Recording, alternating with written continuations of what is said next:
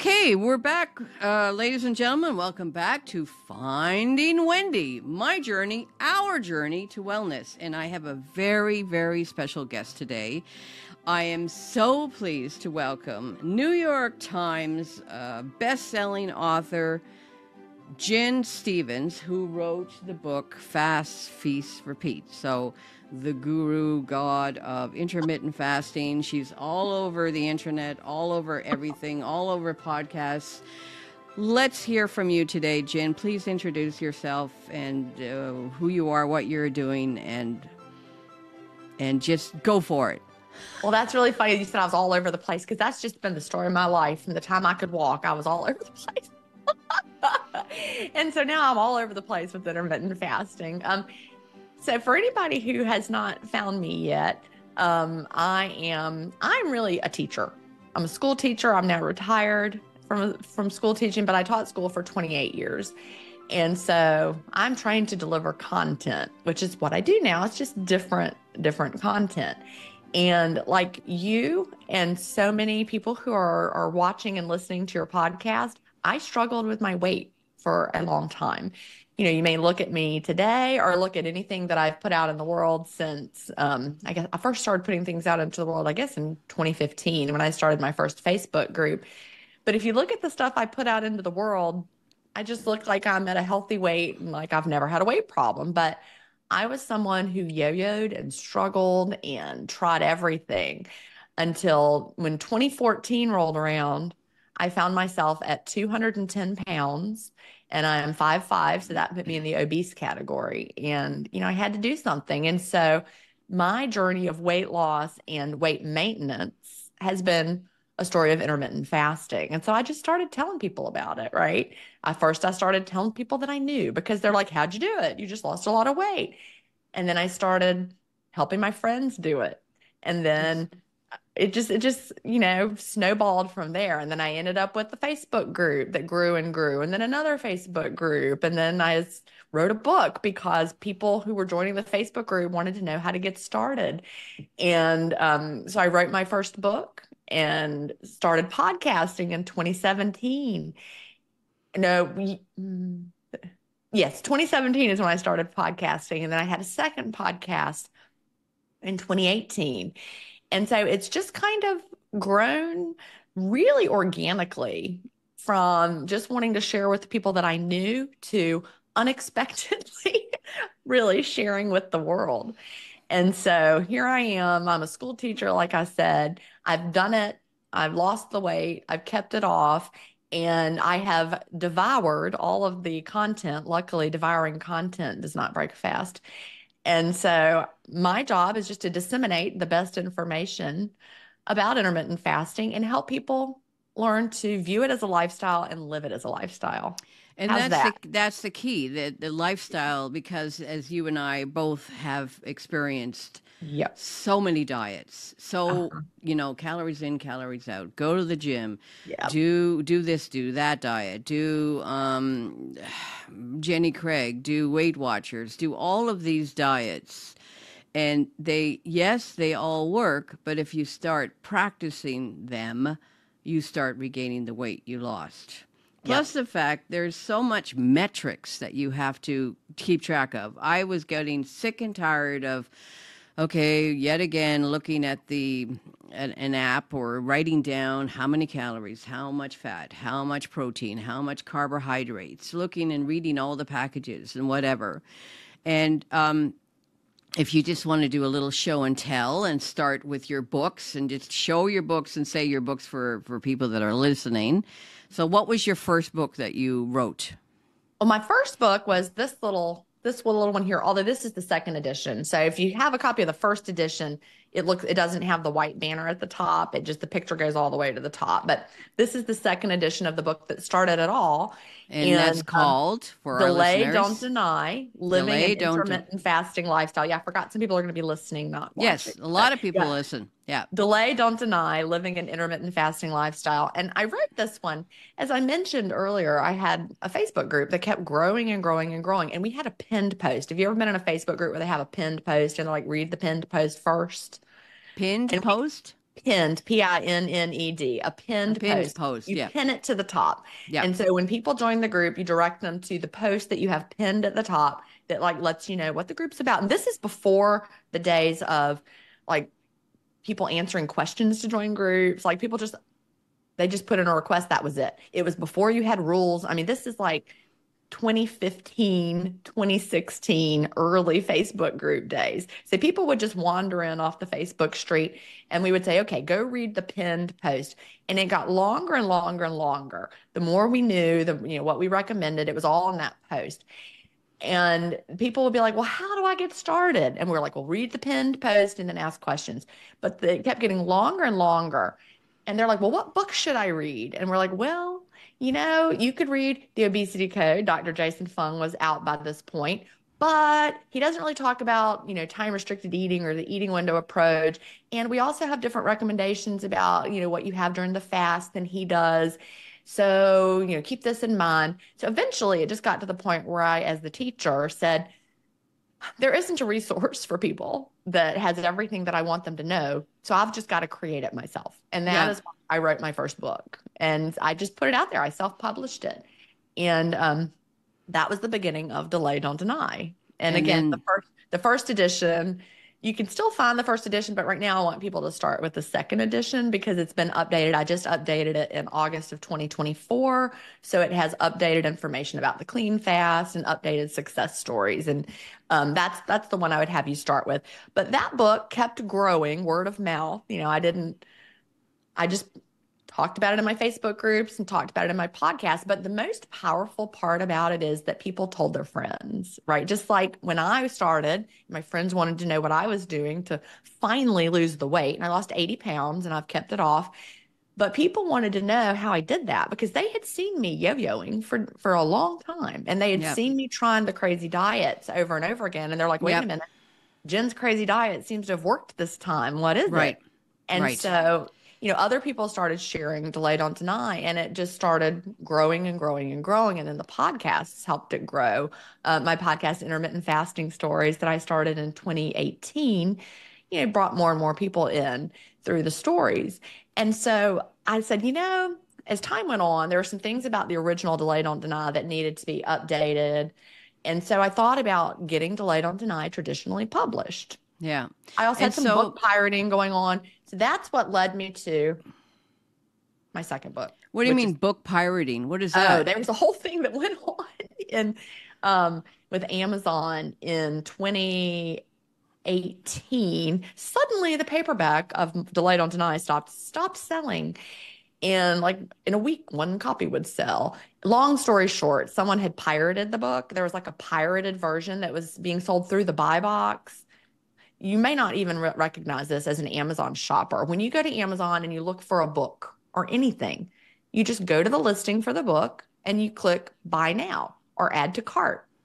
Do you know where that book is coming from? You think it's coming from Amazon, but what had happened is there were some third-party sellers and someone had pirated my book and they were making contraband copies of the book. Wow. There were typos on the back cover that were not on the original, and it's crazy. The whole thing was in a different font. When you put them side by side. I didn't even know that was possible. I know. But finally. I mean, I know it's possible with clothing. That's why it's really, really, like, I'm very suspicious when I see especially on Instagram, and you click on one ad and then all of a sudden there's all these other ads that are almost exactly the same, but a different company, and it's the same product. It's like, these must all be bootleg products or something. Well, there were, and it was crazy. And finally we got Amazon to acknowledge what was happening. Another author is the one who cued me into it. He emailed me out of the blue and said, I noticed that a third-party seller is selling your book, and that third-party seller was also selling mine, and I got some and they're counterfeit. You may want to check yours. And it just blew my mind. But it suddenly explained why only one copy was selling, right? That's not what was happening. There were really, Amazon anyhow. So Amazon fulfills orders. So like, let's say you're a third-party seller and you had 1,000 contraband copies of any book. The Obesity Code, I'm sure, has had the same problem. Every book that does well, somebody comes along and pirates it. So anyhow, hopefully Amazon is cracking down on that just a bit. But all of that left me feeling a little vulnerable because, I was counting on my books for income, right? I was Yeah. making money on the books, and then suddenly that dried up before we got the pirating figured out. And so I was like, I think it's time for me to traditionally publish. And initially, I wanted to traditionally publish Delayed on Deny, but instead, we ended up with a whole new book, Fast, Feast, Repeat. And you can see the difference when you look at the two. Yeah. Here's Fast, Feast, Repeat, and here's Delayed on Deny. Yeah. So One Fast, is for Feast, those Repeat. listeners. One Fast Feast Repeat is like a smaller but thicker book, and Delay Don't Deny is more of a thinner, Skinnier. taller, skinnier book. So Yeah, you Fast have Feast Repeat is 340 pages, yeah. and Delayed on Deny is 189. So you can see there's a whole lot more in Fast Yeah. Feast Repeat. So it's comprehensive. So I was able to traditionally publish Fast Feast Repeat, and it's more comprehensive. So when people are like, well, what do I start with? I would start with Delay Don't Deny to understand the basics. And when you're ready for a deeper dive, that's when Fast Feast Repeat is going to be there for you. And, I know the listeners can't see it, but people who are watching can. Your Fast Feast Repeat has got all sorts of sticky tabs throughout it. Oh And gosh, so yeah. the fast, Both of and them, so does yeah. Fast Start Day by Day. This is the book that you can refer to like a year from now when you have a question and you're like, wonder what's happening, with such and such. You can go back to Fast Feast Repeat and find it. Or when you have a question, when you start, you might not even think to ask, but a year from now, you might have a new question, and you can use the index of Fast Feast Repeat or the frequently asked questions section. So that's how Fast Feast Repeat came about. It's And like a little then step up. you have the 28-day Yep. fast start. Yep. And this book was written because in Fast Feast Repeat, there is a chapter called the 28-day fast start. And it's just pretty basic. It tells you how to get started. But some people need more support. Like if you start with Fast Feast Repeat and start reading on page 1 and go straight through, it's really like almost information overload if you're new. And so that's why 28-day fast start day by day is the school teacher in me coming out, because some people need more support day by day. Just tell me what I need to know on day 1. What do I need to know on day 2? And so it's just little bite-sized pieces for every day. And it's also got a write-in component for people, like little journaling for each day where you can, make your plan for the day before it starts. Then you have your day, then you reflect on your day, and it's got just a little lesson. It's not going to take you long.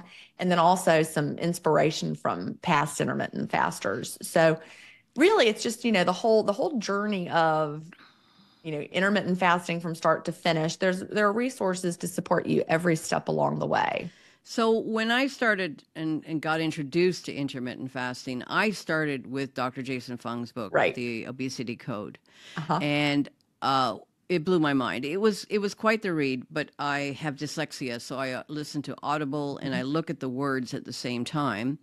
And I also had a Kindle version of it, so I would highlight in the Kindle sections and come back to it and review it. And, it's a bit more of a scientific approach.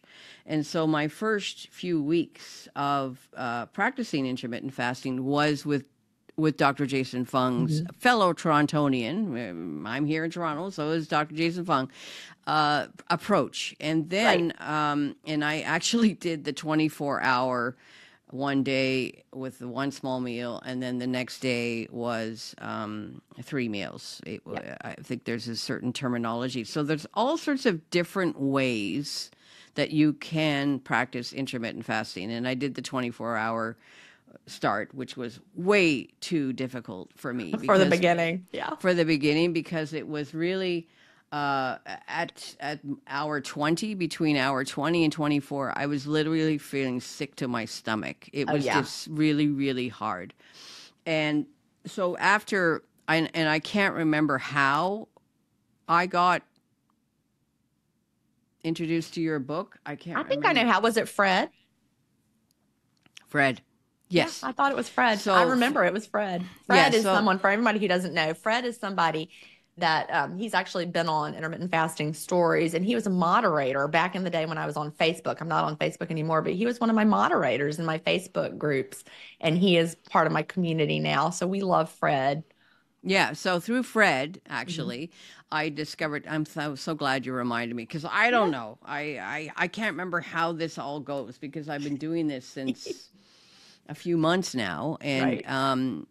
anyway, so I threw out Dr. Fung's book, or I didn't throw it out; it's still there. But I thought, okay, so now I'm going to do it differently, and I'm going to, start with the 12-hour window, and then, Mhm. move up from there. And now I'm up to a 19 or 20-hour window. And it was very interesting because it was like, okay, now you have to have black coffee, and Right. because this is the difference between Dr. Jason Fung's method is that when you have coffee, you can put in like whole cream or whipping cream. And I was like, okay, that's fine. I can handle that. But now Here's with the the part that's clean, funny. The part that's funny about Jason Fung's work is he like with the cream, he's like, you can have a little bit, but if you need it. But I like you're just like, well, if I can, I'm going to. yeah, But really, what's so funny is before I read the obesity code, I had already lost 75 pounds before I read the obesity code. okay, And in my whole story is in Delayed Don't Deny in the back, in the very, very end, I tell my whole story. And I was not fasting clean when I started. And I'd never heard of Jason Fung. His books were not out. He hadn't done anything yet before then. So his first book, The Obesity Code, came out in March of 2016. So I actually started dabbling in fasting in 2009. It didn't mm, stick until 2014.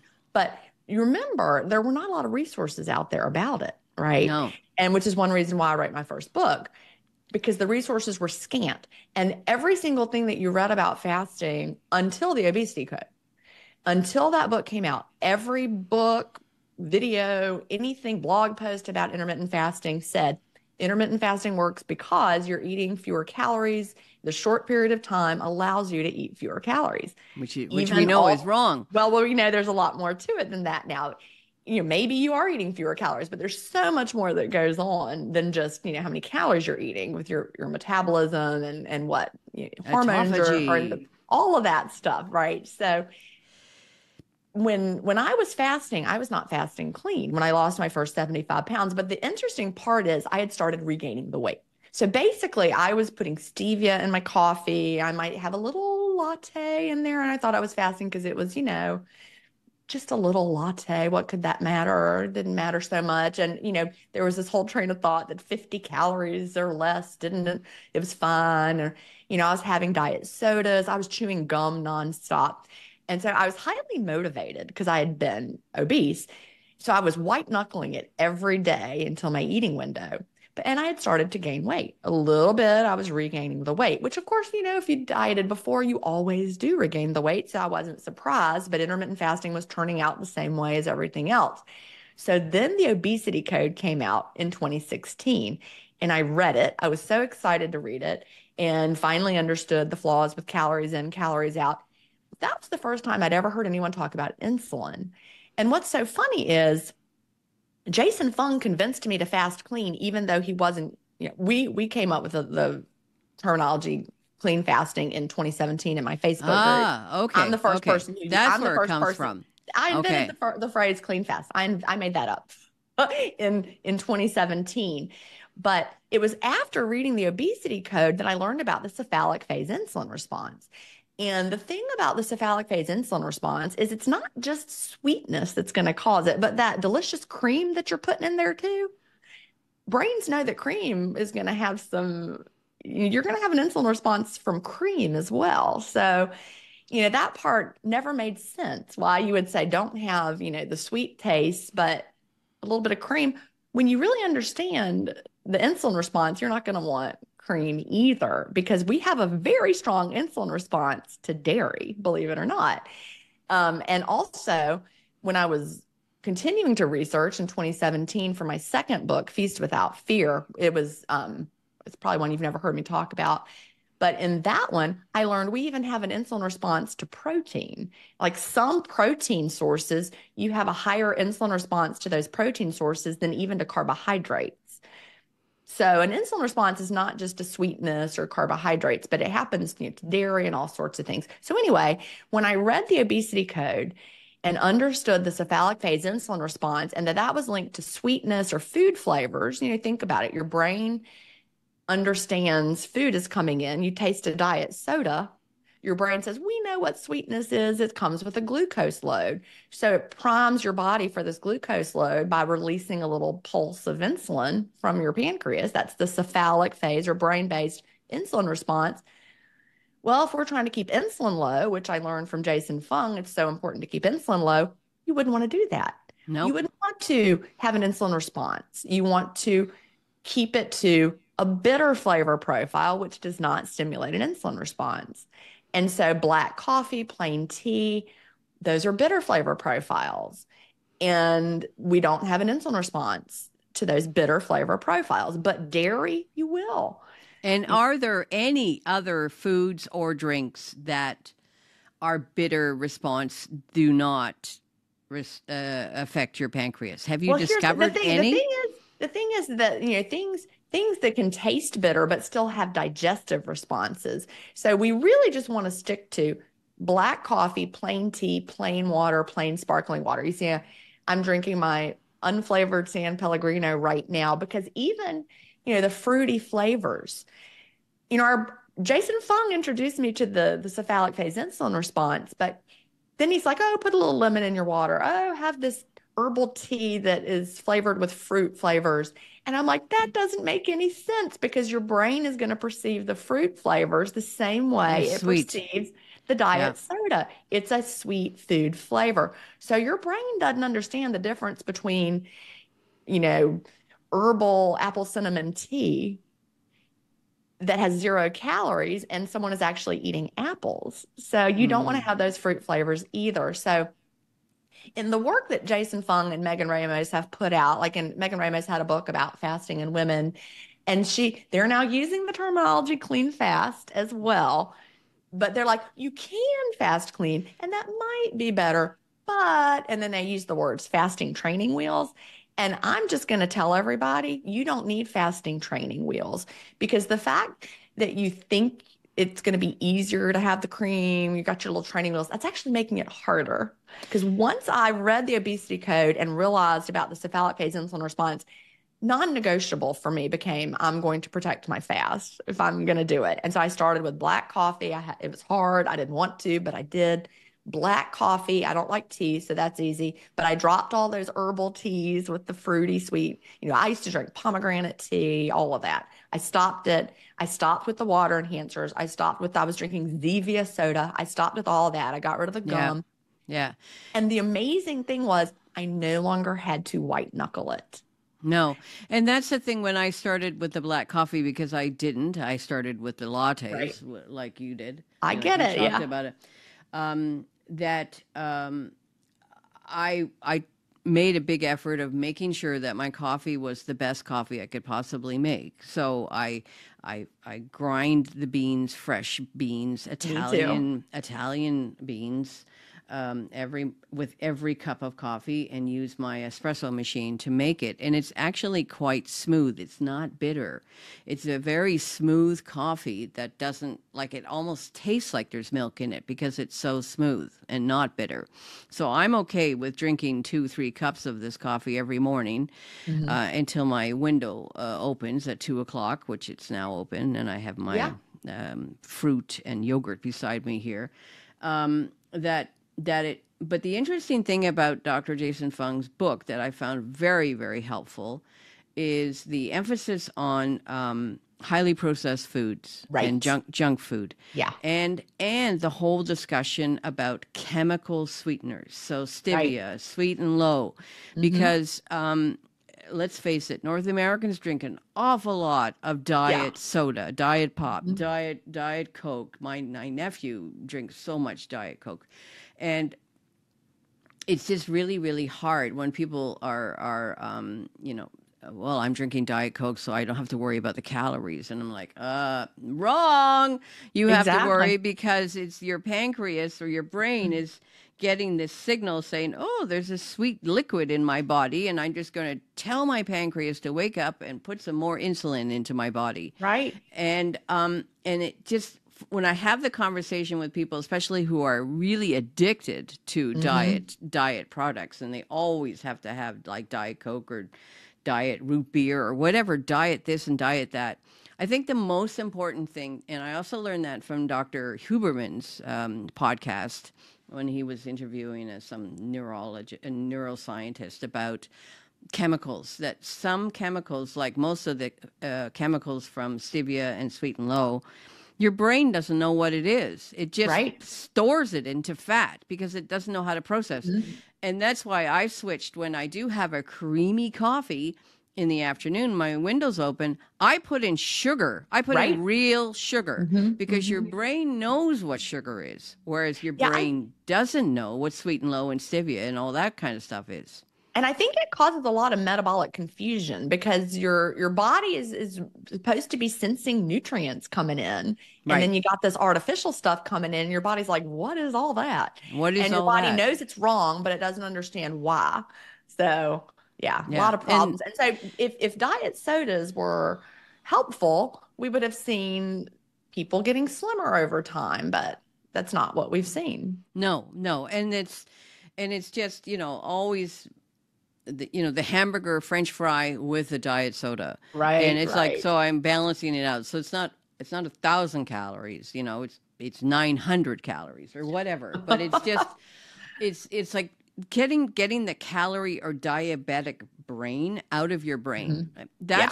That's the part that I enjoy the most about intermittent fasting, because I must admit that I wrote a little backstory about myself. And what I realized is that I'd say over the last 50 years, Hmm. I have I have lost and regained over 800 pounds. Wow. And so I am the most, I'd say, professional dieter on the planet in this, or at least in my circle, because I know how to lose the Mhm. weight. I just didn't know how to keep it off. Right. And the thing about intermittent fasting, this is the easiest thing I've ever done, because I love it. believe me, I've done 50 years of this, because I Yeah. haven't been obese. My highest weight was 450 pounds. Wow, Wendy. And at that point, I discovered bariatric surgery. And as Hmm. everybody knows from my podcast, and all my friends and family know, I had the bariatric surgery to deal with this 450-pound body and mindset or whatever in 2018. And the pandemic came, and I started regaining weight. And I had bariatric surgery. So I thought the bariatric surgery was the magic pill, Right. because they took out 3/4 of my stomach with Hmm. VSG surgery. And I was shocked. I was like, what the F? That's not And then you feel like possible. you're a failure. How is this happening? So, What's wrong with me? Hmm. and so what's happening with bariatric and so many other bariatric people out there, they don't talk about the weight regain because they're embarrassed, because Well, they yeah. thought they went through this huge surgical procedure and had 3/4 of their stomach taken Yeah. out with VSG or with Roux-en-Y or bypass. They don't even their stomach isn't even used anymore. They have a pouch, and so they start regaining weight, and it's like so embarrassing. Yeah. They're like, what do I do now? I've tried every diet on the earth. I've had bariatric surgery. That didn't work. I've regained my weight. What now? So with intermittent fasting, and it's just like I said, this is the easiest thing I've ever done compared to any diet, because Yeah. it's all about the window. It's all about, okay, you Hmm. have a 5-hour window to eat. And in that 5-hour window, you eat whatever the F you want in that 5-hour window. You don't have to count calories. You don't have to Right. count carbs. You don't have to count protein. So talk a little bit about your eating styles. Like, what sort of things have changed in the way you used to eat compared to the way you do now? So many things have changed. And when I was struggling all those years with dieting and yo-yoing and trying everything up and down, I literally would try everything. I'm sure that you did too. I would go to the bookstore and go to the diet aisle and see what new books I hadn't seen before, and I'd pick them up and I'd look at them, or I'd go to Amazon to the weight loss category and I'd look at the top 10. What's new? What have I not tried yet? And I would read the reviews, and I was always on the hunt for something, and I thought it would come down to like magic food, the magic food that would make me lose weight. I actually had great success on the low fat diets of the early 90s, but I wasn't eating, whole food, real food. I did the snack wells and all that, snack wells and SpaghettiOs. That was literally what I would eat. I got really, really thin. I was skinnier than I am now. But I was not healthy. I was not nourished well because I was eating low fat junk.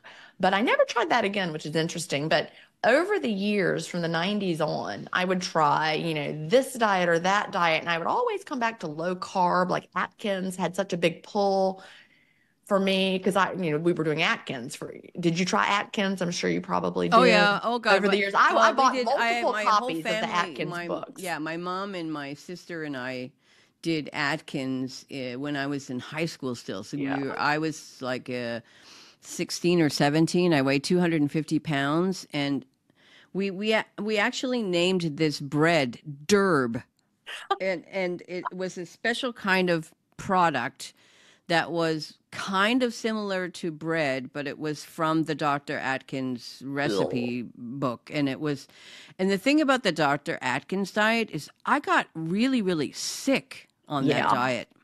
I never lost any weight. That's the part that was hilarious.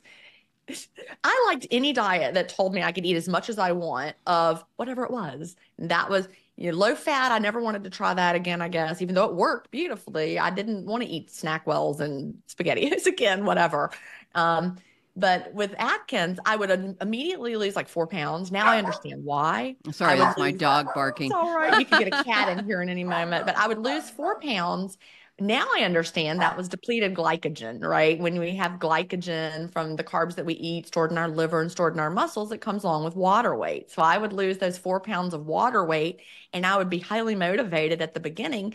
Then I would never lose another pound. And then I started to feel worse. And then I would end up at an event and eat some carbs and whatever. And then I would be back up those 4 pounds the very next day. So I was like, well, this doesn't work. Low carb never once worked for me, but I kept cycling through it. And also the Suzanne Summers plan. Did you ever try the Suzanne Summers No, but plan? I heard The of it. summer sizing. She would have you eat, it's just like you could eat as much as you want as long as you keep your fats and your carbs separate. So you could have the low carb meal or you could have the low fat meal, whatever. But I always ended up gravitating to the low carb again, but again, never lost any weight. So eventually I just gave it all up. And I'm like, well, clearly the answer isn't any kind of magical food. So I'm just going to eat whatever the F I want. Right. And forget it. And so those were the years that I yo-yoed more and more. And in between there, I tried diet pills and HCG, and I did all of that stuff. And for a while with the diet pills, I actually was able to maintain a kind of low weight as long as I kept taking them. But I felt so bad. And you could get them from the doctor, right? So they seemed like they were good. But eventually I was like, forget it. I feel so terrible. This can't be good for me. And I regained all that weight plus more. And my weight kept going up and up and up. So when I started dabbling in intermittent fasting from 2009 to 2014, those were my dabble years. I didn't want to change what I was eating. I would just try it here and there. I never got fat adapted though, because no one explained what that was. I don't even know if people understood it. Because again, intermittent fasting was just to eat fewer calories. So that's all we thought that it was doing. So I never could stick because I never got fat adapted. And it wasn't until 2014 when I finally decided, okay, this is it. I'm going to do it. And I never quit. And the funny part of that is, it was the fall of 2014, and I had been trying keto one more time. Now we were calling it keto instead of, Atkins. And I did keto the entire summer of 2014, and I lost 0 pounds from the keto And and it felt would be really, really terrible. hard on your heart health I felt because terrible. I never felt satisfied. I was really puffy. I felt inflamed.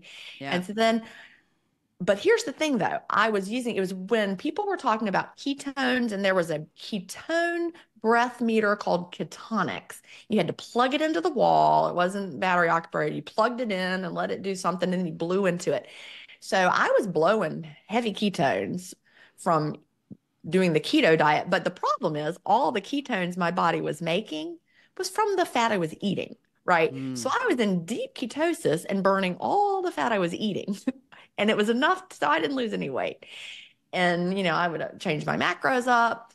But then I was like, you know what? Forget it. I just can't. I hate this way of eating. I don't feel good. I'm not losing weight. Why am I doing it? So then I went back to intermittent fasting for one last time, 5 hour daily eating window, um, based on Dr. Burt Herring's work. The Fast Five diet is what he called it. And the difference was I was already fat adapted because I'd been doing keto the whole summer. So suddenly I was able to do it a little bit better. I wasn't fasting clean yet, as I mentioned, so I was still kind of white knuckling it, but I started losing weight. I went back, I added all the carbs back in. I was eating the way, the foods, the standard American diet. I was going through drive-throughs. I was getting convenience food, but I was weighing daily, and I started calculating my weekly average once a week, and I was losing about a pound a week. And I'd added all the foods back in, and I'm like, I can do this.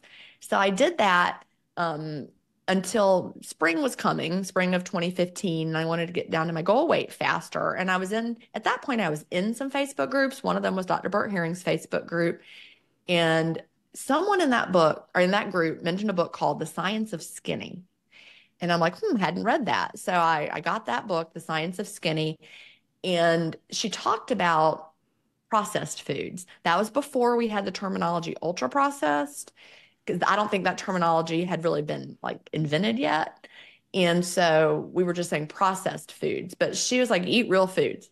So I'm like, you know what? I'm going to put together what she's doing with the science of skinny with this intermittent fasting that I'm doing in my 5 hour window, and I'm going to see what happens.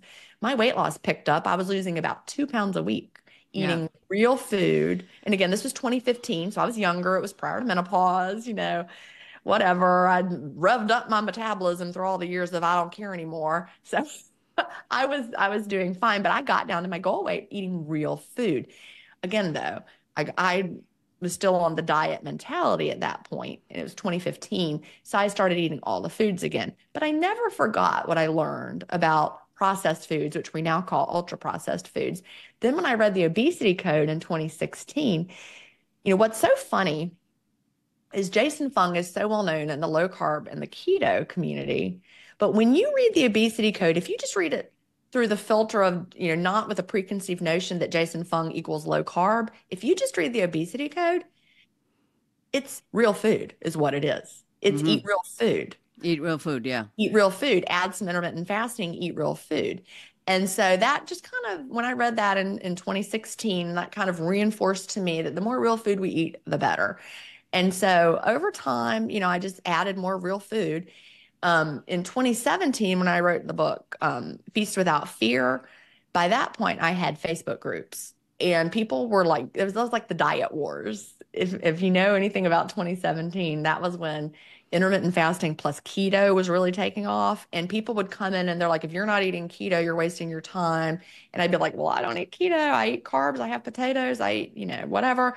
But people would just argue with you. They'd say, you can't get into ketosis. Now, remember, I had my little breath analyzer, and I was still getting into ketosis.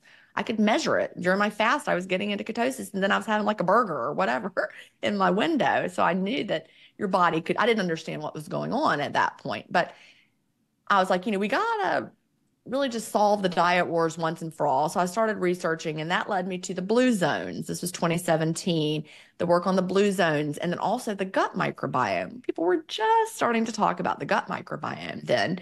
And I made the connection in Feast Without Fear that the diet that they ate in the blue zones was also the diet that's going to really nourish your gut microbiome well. So maybe we need to eat more fibrous foods, more vegetable foods, eat real food like they're eating in the blue zones. And so that sent me down the path of bio-individuality and how we're all going to be different, which is why somebody might love low carb keto, feel amazing. They've never felt better in their life. They have great results. They never want to stop eating that way. That's what works really well for their body, whereas it didn't work really well for me.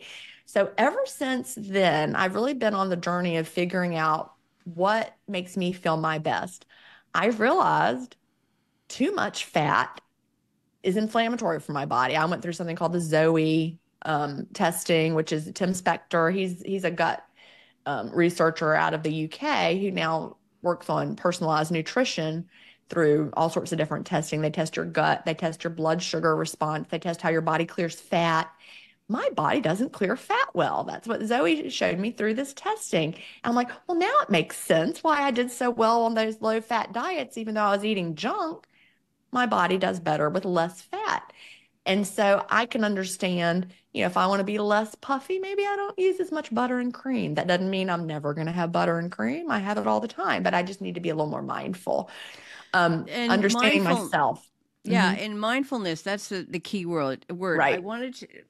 I didn't want to interrupt you because I had a question about, Okay. now I forgetting the word. Oh gosh, sorry. When you become fat, Fat adapted. Yeah. that's what. Can you explain to our listeners Yes. a little bit more about what is fat adapted? Because I don't know if I'm in the fat adapted zone yet. I mean, I've been doing it now for 48 days, but what is that exactly? Well, let me ask you how you're feeling right now. It's almost 2:30. You haven't opened your window yet. Are you feeling sharp mentally? Yes, yeah, sharp. You are fat adapted. And if you had to keep, oh, that's how I know. If you had to keep fasting for another hour, you could. Yes. You're fat adapted. Okay, so let's explain what that is.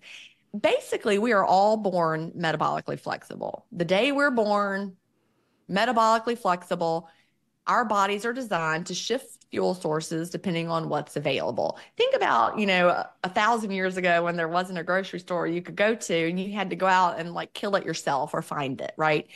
If our bodies shut down when we didn't have food coming in every hour, we wouldn't have been able to hunt and gather and our species would have died. So we have to be able to survive a famine. We have to be able to be mentally sharp and hunt and gather and have energy and do all that. But here we are in the modern world, right? Where you start off as a child being told to clean your plate. It's breakfast time. You will eat. Now it's snack time. Here's your snack. You must eat this. Now it's lunch. You must eat this. And so you're taught from a young age to eat at meal times, at snack times, and to clear your plate. So you're no longer listening to your body, but you're also no longer needing to be metabolically flexible. So we get on what I like to call the blood sugar roller coaster, where you're constantly fueling yourself with what you're putting in your mouth. So think about a typical low calorie diet. Maybe you're going to eat 1,200 calories because that's what your low calorie diet recommends. So you get up and you have your fat-free creamer with your 0 calorie sweetener and your latte, and it's no fat, no sugar, and you're drinking that, and you're having your little tiny 100 calorie cereal bar, right? So now you've had a little bit, and then mid-morning comes and you're having your little tiny low-calorie snack. Then you're going to have your lean cuisine for lunch. But all day long, you're putting fuel in, not enough to make your body really satisfied, not enough to run your body because we need more than 1,200 calories to run our body, but just enough to keep our insulin high so that we're not able to tap into our fat stores very well. No. Because our insulin's high. So you're getting hangrier and hangrier, but you're on that blood sugar roller coaster. Every time you have a crash, you're starving, you're hangry. And so you're just barely making it. Eventually, you get to the point where you can't do it anymore. And that's when you have the binge or whatever it is and the diet's over and you feel like a failure. But really, it was because you were never tapping into your stored fuel. We've got stored fuel right now. I do, you do, everybody listening does. We all have stored fat. Even if you're a very lean athlete, you still have thousands of calories of stored fat. Plus, you have glycogen stored in your liver, glycogen stored in your muscles. All that can fuel you. And so when you learn how to fast and you become fat adapted, you're fasting clean, your insulin goes down. Eventually, your body's like, well, there's nothing coming in. I've used up the liver glycogen. I've got, some glycogen stored in my muscle, but I need something now. And your body's like, hello, could you send something down? I'm hungry. And you're like, no, I am fasting. There's plenty of fuel stored. in my fat stores, get that. And then your body is finally like, okay, all right, it's a lot more work for me to get this fat out that I put away for later, but now you're not sending anything in. I'm going to do it. So your body finally has built up those fat burning enzymes again. Your body's able to get to that fat. And suddenly your body realizes, oh, we're fine. Okay, thank you. And then your body flips that metabolic switch and you're ready to burn that fat. I first learned about that it might have been about around 2017, and it really cleared up a lot for me. It was when Dr. Mark Mattson put out a research journal article called Flipping the Metabolic Switch, and it was understanding fasting. And that article, if anybody wants to Google it, just Google Flipping the Metabolic Switch, Mark Mattson, and you'll be able to find it. And you should be able to read the full text version somewhere. You might want to use the word PubMed in your search as well, because that'll take you straight to the article. But our bodies are meant to be metabolically flexible. We're not meant to have to put in sugar every hour.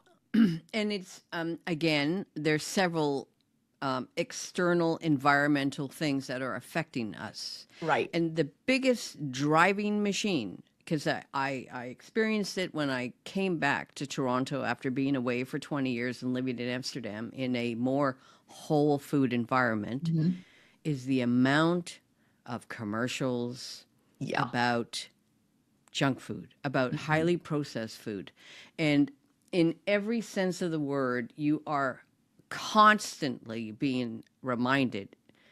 You look out the window. I look out the window here. I'm in downtown Toronto. I'm surrounded in hundreds and hundreds of restaurants and fast food places. Yeah. You know, I can smell it just walking down the street. But oh God, I lost my train of thought already. But the thing is about the fact that you're seeing people constantly drinking with Starbucks coffees or really sugary drinks. We have a franchise here now. It's in America as well called Tim Hortons. I knew you were going to say Tim Horton. Yeah. So you go to Tim Hortons for a Timmy. You go to Timmy's.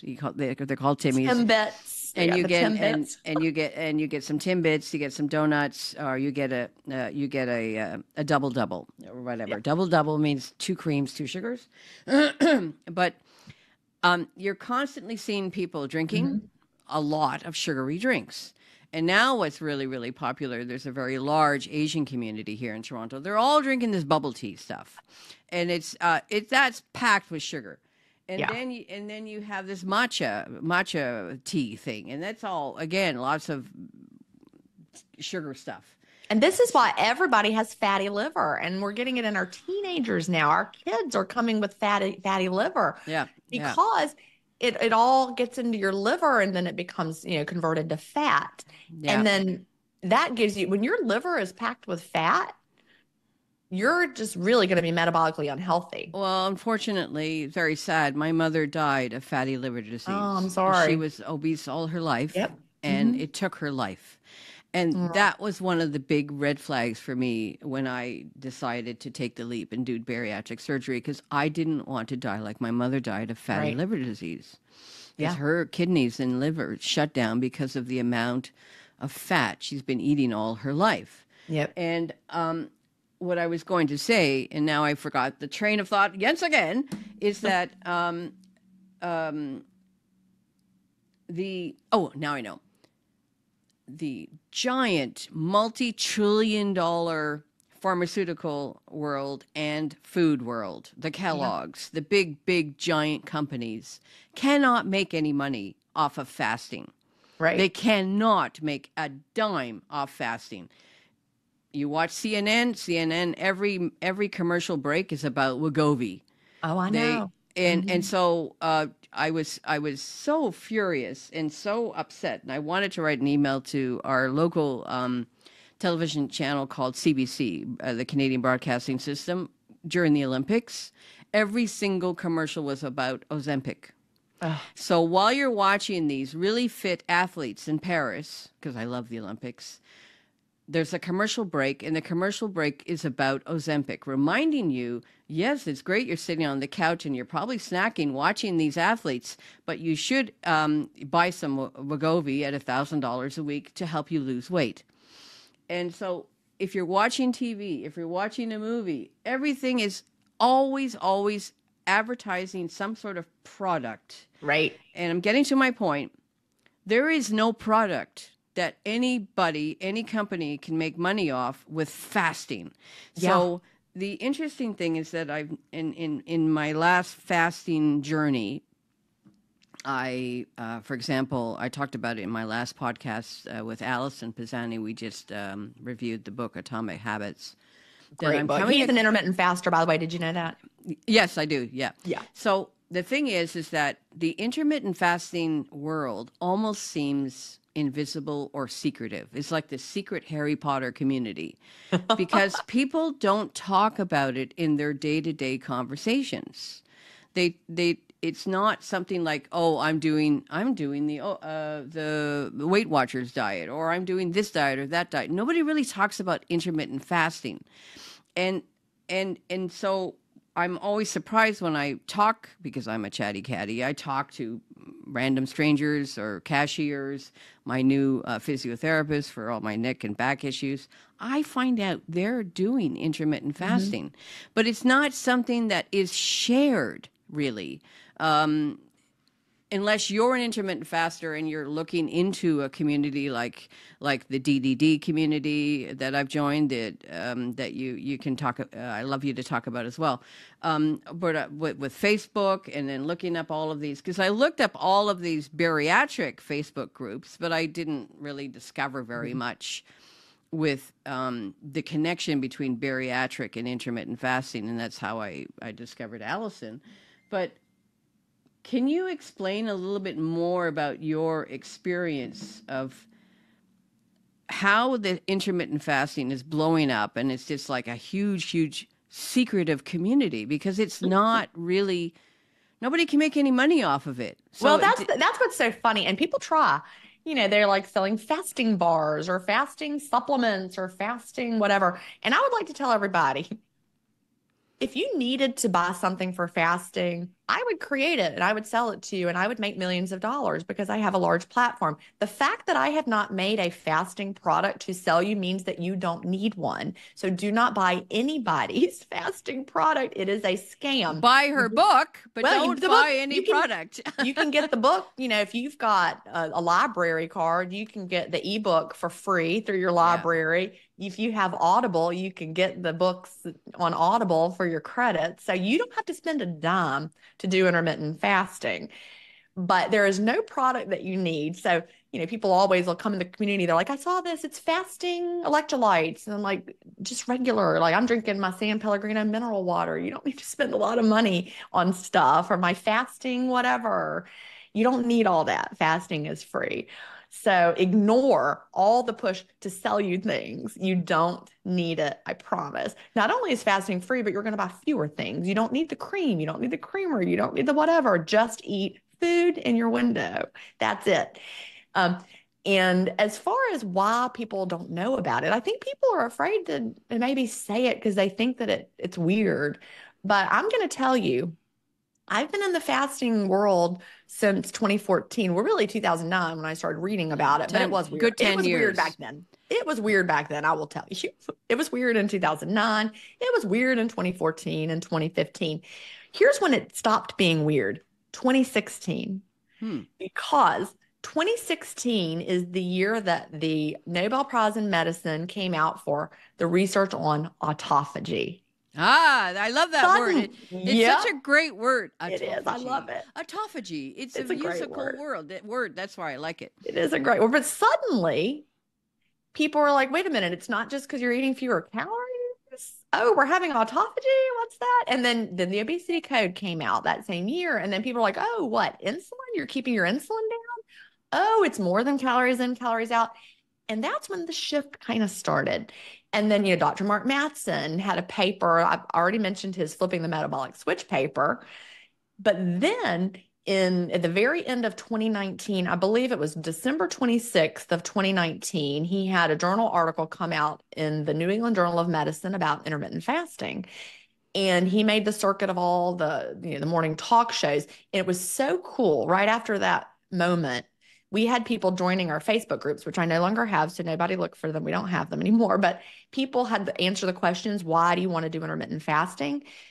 Prior to Mark Mattson putting that article out on December 26th of 2019, it was always, I want to lose weight. I want to lose weight. I want to lose weight. But all of a sudden, we had a bunch of people who said, for the health benefits, for the health benefits, because he focused on the health benefits. He actually wrote that article because he knew a lot about intermittent fasting. He researched it. He lives as an intermittent faster and has since the 1980s, by the way. And he does not do it for weight loss. He does it. He's a neurological research. He does it for brain health. But he was well known. He had written that Flipping the Metabolic Switch journal article. And a lot of doctors had started hearing that their patients were doing intermittent fasting. So the doctors didn't know anything about it. So they would ask, how do I learn more about it? The doctors didn't know. So the New England Journal of Medicine asked him to write that review article about intermittent fasting for the doctors to learn about it. And so I think that for anybody who's listening, like I know, Wendy, it just came into your orbit, right? And now it's like you're seeing it and that's around you. There are a lot of people, it just hasn't come into their orbit yet. But if you're doing intermittent fasting, I don't want you to be afraid to mention it because there's a chance your doctor is an intermittent faster. Well, There's a yeah, chance. my own nutritionist. She's an intermittent faster. I Right. went to my diabetic nutritionist because I wanted to talk to her about my protein intake and whatever as a bariatric patient. Right. And she says, "Well, I practice it. I'm an IFer," and I'm just like, I'm discovering this whole world of people that are Out there. IFers, intermittent fasters, IFers, and that it's like, what? So, when I when really think there's two kinds of people. There's people who are not intermittent fasters because they don't understand how amazing it is to live that way and how healthy it is, and the intermittent fasters. That's it. I really think the people who are not doing it, they either don't know about it or they haven't done it the clean, fast way. Because I guarantee you, if I had not discovered the clean fast along the way, I probably would have quit at some point because it would have gotten too hard and I would have gained all my weight back and I would have said intermittent fasting didn't work. Well, So thank God for Jason Fung. Yeah, it's probably why at the beginning when I was doing the Jason Fung intermittent fasting method that I actually was really struggling and I was hungry and I felt sick to my stomach and it was just like, oh my God, this is really, really hard. I'm not afraid of doing hard stuff because that's who I am. I'm one of those, and you quote that many times in your book, are you the type of person that rips off the Band-Aid and just does it? Yeah. I'm that type of person. I'll rip off the Band-Aid and do it. Hell, I'll start a podcast about intermittent fasting for the bariatric community because for me, I'm also an educator. I'm also a teacher. And my goal in life, and that is Allison's goal as well, is to help all of these bariatric patients that are throughout North America who have all experienced weight regain. Right. Most of the VSG community, not so much the bypass, but the VSG, they have all experienced weight regain and they're pulling the hairs out of their head like, oh my God, do I have to go back to dieting? So this, like my goal, and I share my podcast with my whole Toronto bariatric community, and people are still not, I don't want to know about this. I don't know. I'm fine. I'm fine. They're very, very, what's the word? Trepidatious. They're just like, no, I'm not there yet. Even Can I when share a quote with you? Yeah. That I think is really powerful. And I did not make this quote up. I heard it. I can't remember the origin of it. I don't know where I heard it even, but it stuck with me. And the quote is, dieting is easy in contemplation and hard in execution, whereas fasting is hard in contemplation but easy in execution. So if I totally understand all the weary dieters out there, and you don't get to the bariatric surgery world without being a very weary dieter, right? I guarantee if I had not found fasting, I would have continued to gain weight. And there was the part of me that wished I was big enough to be on the Biggest Loser show or be big enough for bariatric surgery because I thought that was just the next step. So thank goodness I found intermittent fasting when I did, but I get it. But we can do hard things. You've done hard things. So anybody who's listening, if you think intermittent fasting is the hardest thing you've ever done, it's actually easier than those low-calorie diets when you were white-knuckling it and not tapping into your fat. Because once your body sees all that stored fuel, that's why it's there. our bodies are not so stupid as to store 300 excess pounds of fat and not be able to get to it. No. But our dietary advice is so stupid that says eat small meals every 2 hours. That'll help you lose weight. No, that's not how bodies work. People who were needing to access their stored fat had literally nothing coming in, back in the day before convenience foods and diet foods in the modern era. Your body had to be able to flip that switch so you wouldn't die. So that fuel that's stored on your body is accessible. Yeah, I always give the bear hibernating prophet. Talk about the story Yep. about a bear that hibernates.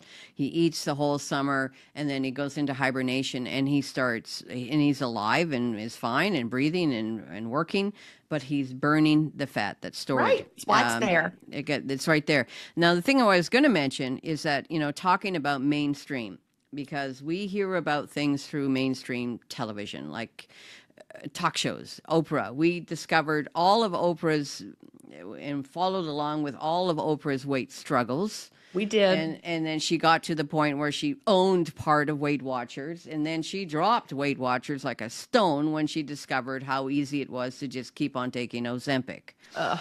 And so I am waiting for the day when you, Jen, are invited to go on Drew Barrymore or any of the talk shows, because Oprah's not around anymore, to make fasting mainstream. Well, let me tell you something about this.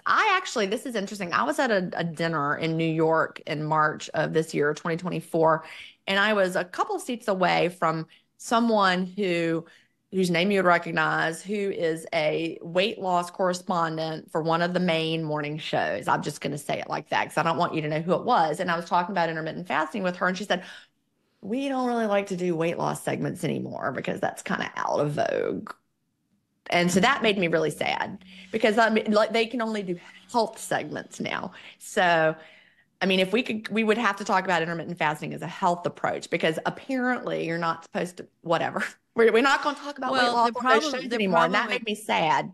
Yeah. Well, every commercial break will be about weight loss drugs. That's okay. And again, back to the original. Make it make sense. Original argument is that you'll only be invited to mainstream television interviews if it's okay with the commercial supporters. So if this program, all of the programs that we see on TV are generated because of support from some sort of company that is wanting to put commercials on this show. So That's ABC, CBS, or NBC, or CNN, or any of these shows.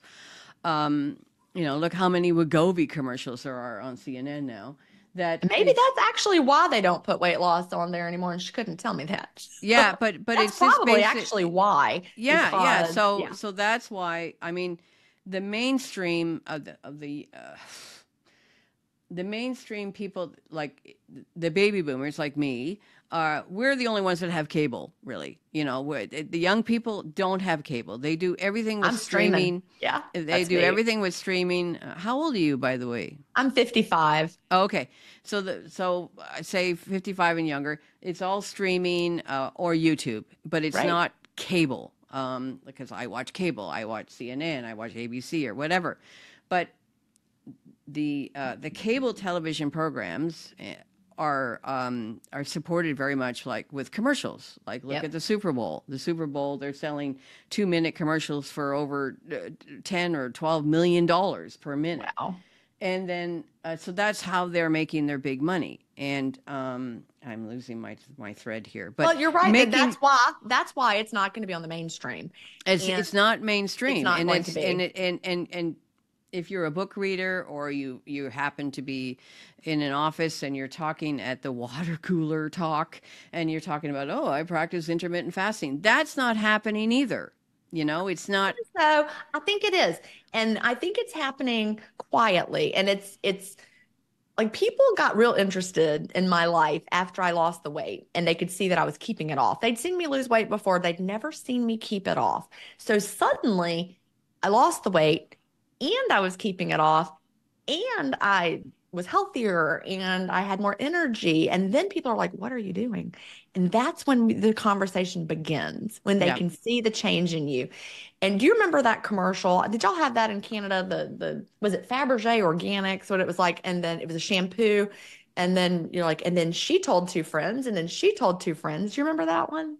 I probably back That in it was it all rings a about bell. word of Yeah, mouth, and word of that's mouth. how intermittent fasting is changing the world. People tell a friend, they tell someone they love, they share it. In Fast Feast Repeat, there's a chapter in there called Share Without Fear. And I named it that on purpose because you might be fearful to share because you might think people are going to say, "Oh, you're starving yourself," or "That's not good for you," or "Breakfast is the most important meal of the day." And people will say all of that to you. Yep, they But have said that to me. you've planted a seed though. And so they might think you're crazy today, but when they continue to watch you and they see how you're doing, then they're gonna be like, "What was that thing you were telling me about? I might want to read a little more about it." Well, And so again, so I'm the pioneer too, because when I'm talking about the Canadian bariatric community or the Toronto bariatric community, remember Toronto is the third largest city in all of North America, over 10 million people. I did not know That that. Wow. Yeah, third largest in North America. It's New York, L.A., Toronto, Chicago, Wow. and so I know that I'm a pioneer. I have maybe 2 or 3 years from now, when people are seeing that I am losing the weight and have Mhm. kept the weight off and not struggling with weight regain, that they see, oh, because I have four friends that had done bariatric surgery because of the success they saw me, because Right. I had my Finding Wendy YouTube channel right from day one of my bariatric surgery back in 2018. So I have been a pioneer with showing the bariatric surgery. But and then during the pandemic, I stopped doing these videos because I started regaining the weight. And Right. that's when a lot of, like, there's a whole bariatric YouTube community, but they would stop posting videos when they started regaining weight. Well, And that's why they so, never had a Biggest Loser reunion, right? right. So we all know the Biggest Loser story. So Yeah. then I came back because I thought, no, I'm a fighter. I have to win that horn audition. I have to win that job in an orchestra. That's how I'm trained. I'm a very competitive person. And I thought, no, this is not going to beat me down. Again, I'm not going to start regaining the weight. There's got to be another way. Right. And I don't want to die like my mom died. And Mhm. so it's just like this intermittent fasting, and I can't say it loud enough or strong enough, but there's still people out there like, no, no, no, no, I don't want to hear about it. I don't want to hear about it. I don't want to hear about it. But you're the pioneer. You're showing that it does work. And then I'm 2, 3, 4, 5 years from now, Right. we'll be doing that. And with the help of other products and books or communities, I call it the tribe, when you're Yep. reading Atomic Habits and you're learning about habits and learning about your tribe, and that you have a group of people that you're sharing and enjoying this journey with. It's Right. really important to share Yeah. this journey or this lifestyle with other people that are doing the same lifestyle, because then you can compare it and you relate to people, right? Yep. I can't, like, when I'm talking about classical music and somebody says, what's a French horn? That's hard for me sometimes, because it's like, what is that? Well, it's a circular thing with a bell and you put your hand in it. Oh, the trumpet. No. No. So My son was a trombone player, so I'm very partial to the brass section. very good. That's great. That's great. And then everybody has played some sort of musical instrument, and maybe 10 years from now, everybody will be practicing intermittent I fasting hope so. to, And I think the key is to spread the clean fast because, again, like I said, if I had not come across the ideas in the obesity code and then, converted those into the idea of the clean fast, I'm pretty much sure I wouldn't have been able to continue to white knuckle it for over 10 years and yeah. stick with it. It was really, really hard. And like I said, I'd already started to regain weight because I was basically low calorie dieting. I wasn't fasting clean. So once I started fasting clean, I lost 2 more jean sizes. It became easy. So I want to spread the word of the clean fast so that we're not even debating it anymore. We just are, if you're fasting clean because that's how you're going to have the metabolic benefits. That's how you're going to feel better. Take the clean fast challenge. And that's my role in all of this. Yeah. It's Yeah. And sharing that. And we're gonna be we're coming close now to the end of this. And the one thing I just wanted to mention to people is the flexibility of Yeah. intermittent fasting. So you were talking in a recent podcast, and I can't remember which it was, a more recent one where you or your co-host was talking about a vacation, coming back Yep. from a vacation. Florida. I'd been to Florida. Yeah, you were in Florida, and I hope the people in Florida are okay. But you were in Florida, and that you had very long windows of eating.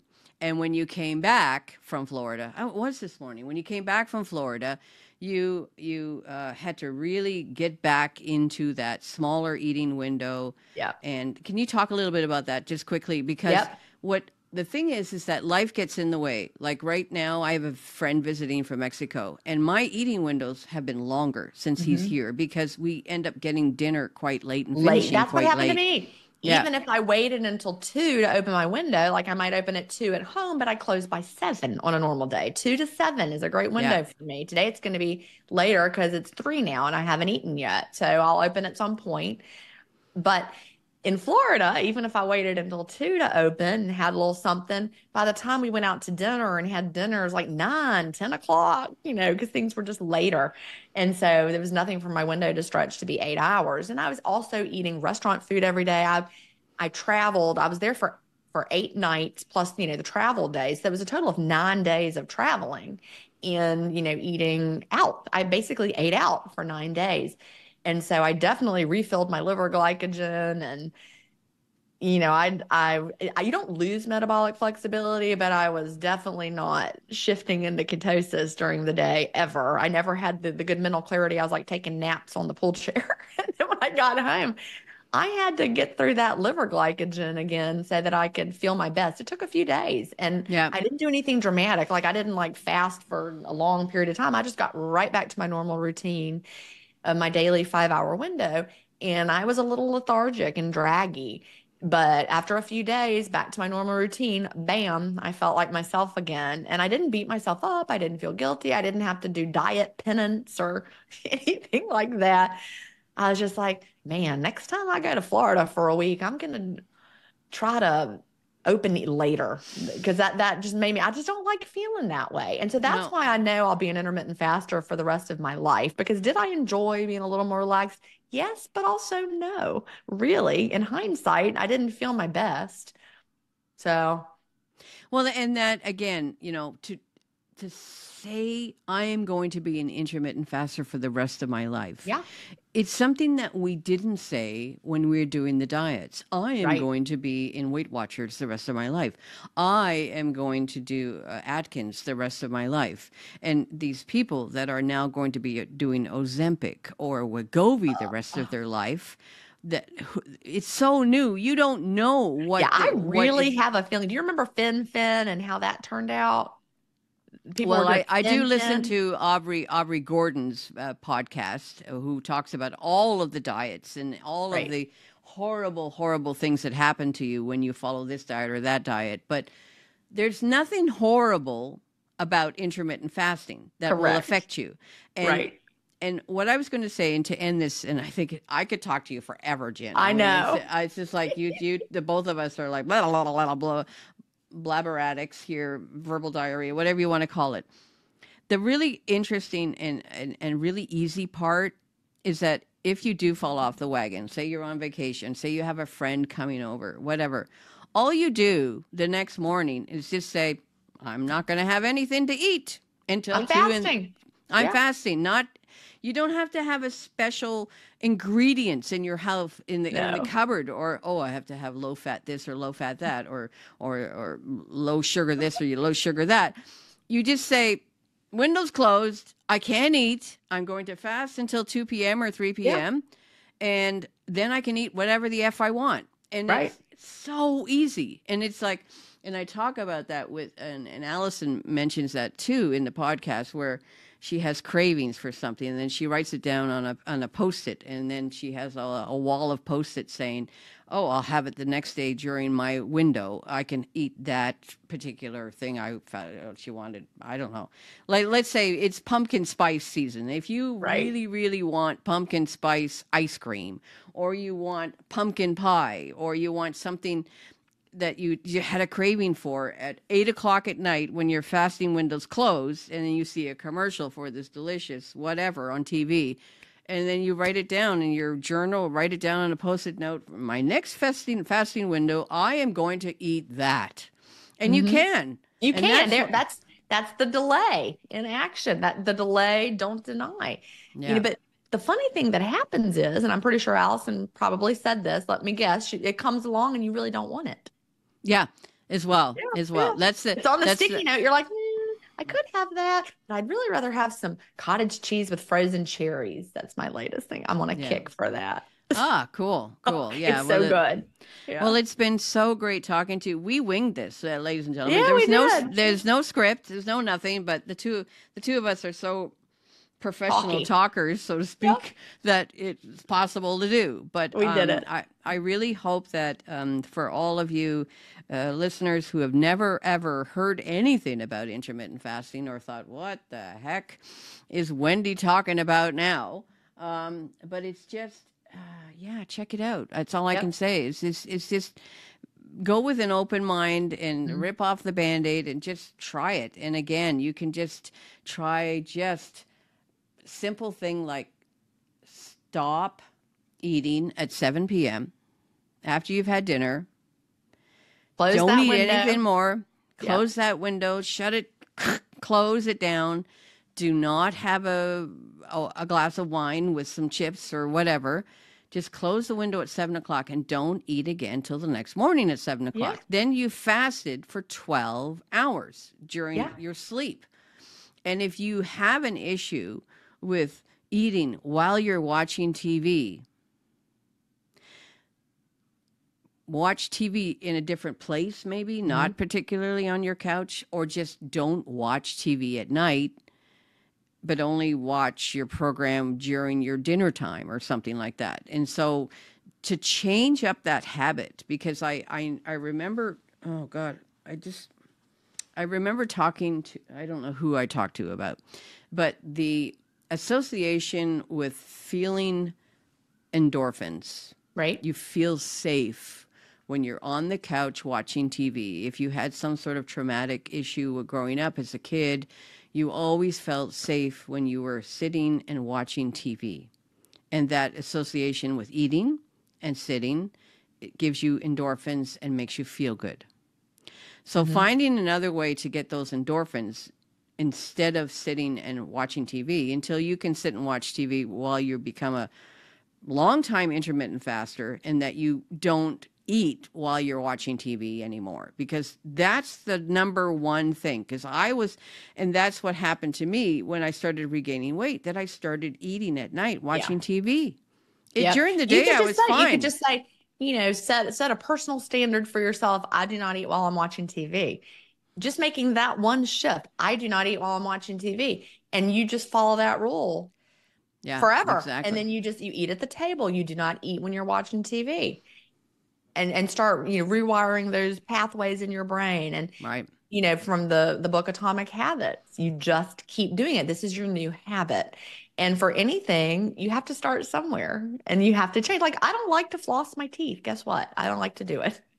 I don't know why, but I now do habit stacking. I've got my dental floss right there. So before I blow dry my hair, I floss my teeth every morning.